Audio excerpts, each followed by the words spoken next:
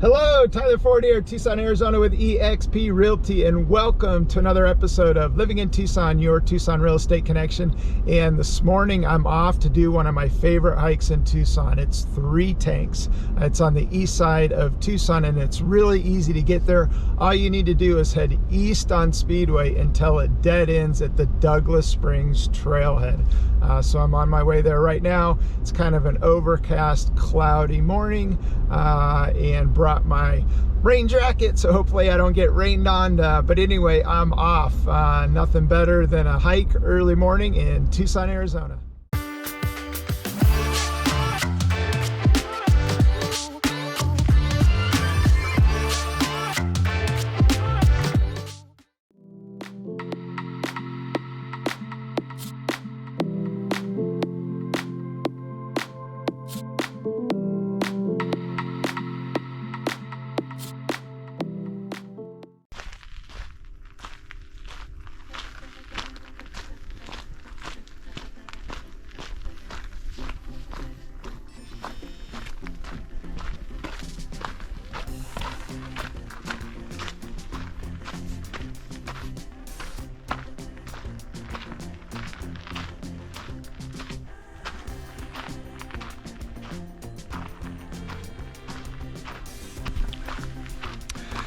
And I'm off. So that was the start of the trailhead. Again, into Speedway, Douglas Springs Trail. And right now I'm on the Douglas Springs Trail. And there's three trails you're gonna be on.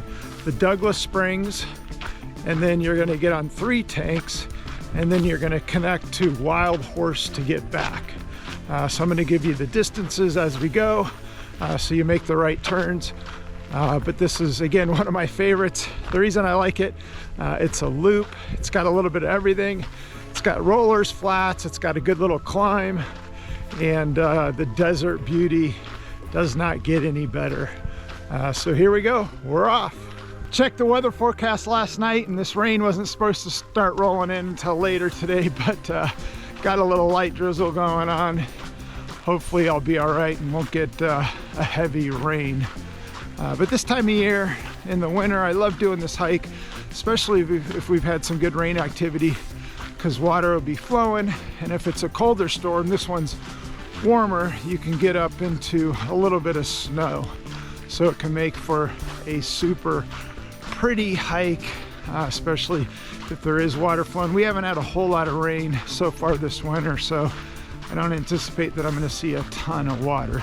But this time of year, it's a great time to do this hike, just because you stay out of the heat. And again, if there has been rain, there is some good water flow that you can see. At about 0.75 miles up Douglas Springs Trail is when you're going to start climbing. And you will be climbing from 0.75 up to where you turn right to get on the Three Tanks Trail. And the trail's pretty well marked, and I'll show you the marking once I get up to Three Tanks. But again, expect to be climbing, and I'll give you the mileage when I get to Three Tanks in terms of how long the climb is. At about 1.6 miles up the Douglas Springs Trail, for those of you that want a slightly shorter hike, you can take the Carrillo Trail, which is right here, and you just take the Carrillo Trail and it takes you over to Three Tanks. It's about 0.8 miles to Three Tanks, and once you get to Three Tanks, it's pretty much the same hike. So we're just going to go a little bit further up, loop around. But again, if you want a slightly shorter version or you're crunched for time, just turn right at the Carrillo Trail at about, what did I say, 1.6 miles. And still an epic hike. It's just not as long, just so gives you a little bit of options when you're out here. So the rain is coming down. It's a light drizzle. This is a warm storm with not a lot of wind, but a storm like this in Tucson, January, February, can be cold and windy. So still out here doing it. It's not that bad. Just a light drizzle. At about 1.7 miles, you're going to come up to a river crossing, which is right here.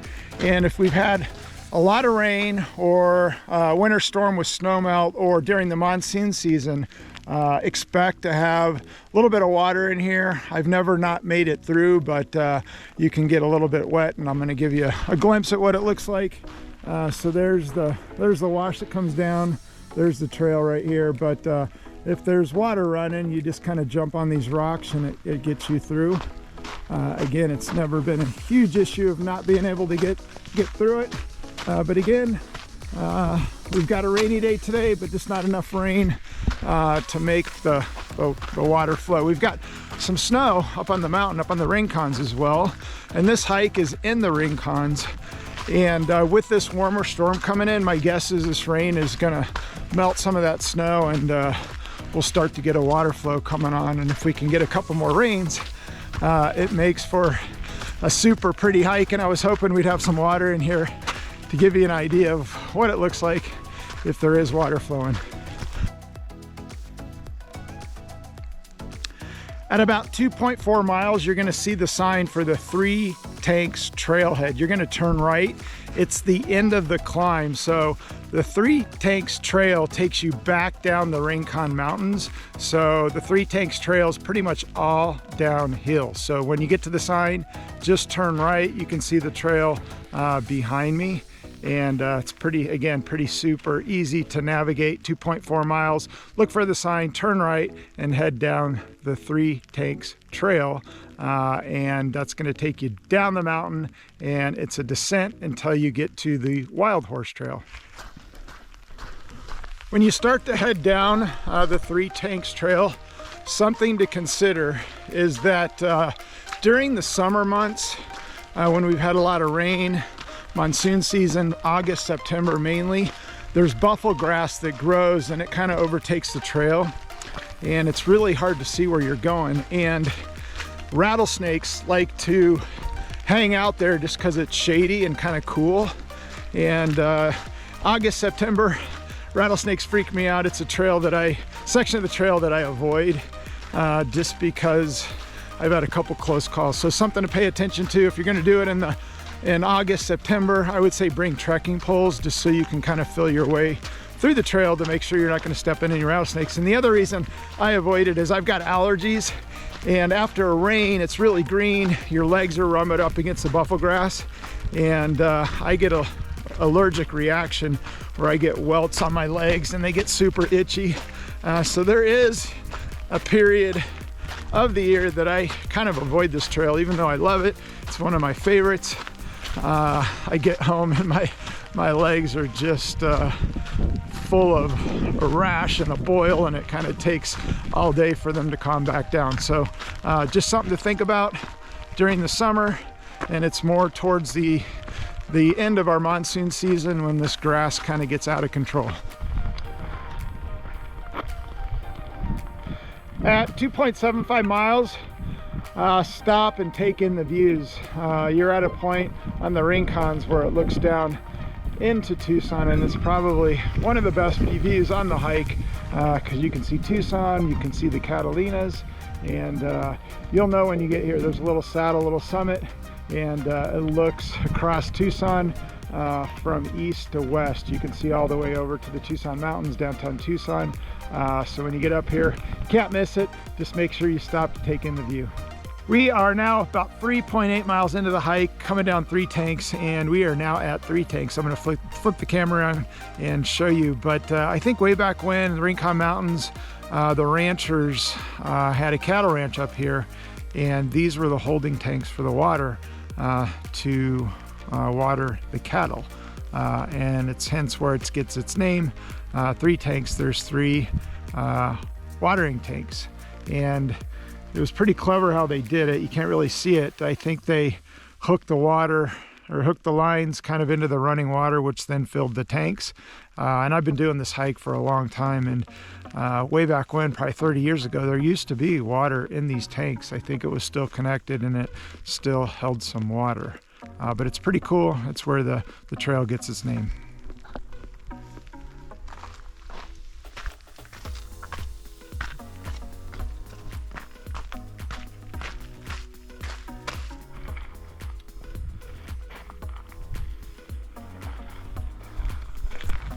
So when you get to Three Tanks, earlier when I talked in the video, there's another connector trail, the Carrillo Trail. And this is where the Carrillo Trail, which is right here, connects into Three Tanks. And then from this point, if you decide to do the shorter version, then you're on the Three Tanks Trail and everything's pretty much the same. So if you still want to see Three Tanks, but you don't want to go the 6 miles, the Carrillo Trail might be a good option for you because you'll see it right when you connect back into Three Tanks. You will be at Three Tanks. At around 4.2 miles, it's another great place to take in the views, and it's a section of the trail that switchbacks down and it'll take you down to the Wildhorse Trail. But this is a really pretty section with some switchbacks. Again, great views of the Catalinas. You can see Tucson. You can start to see South Tucson from here, but it's another great place to take in the views. And today, unfortunately, turned out to be a wetter day than I thought, and so the views are limited, which I'm kind of bummed. But anyway, at about 4.2 miles, you'll see it. You'll see the switchbacks, you'll see the trails, and just take it all in.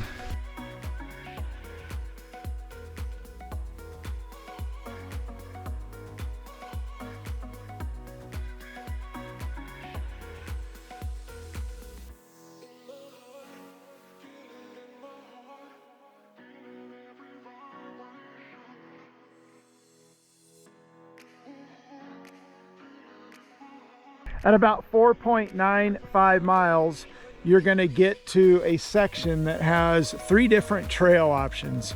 It is now the start of the Wildhorse Trail from the Three Tanks Trail.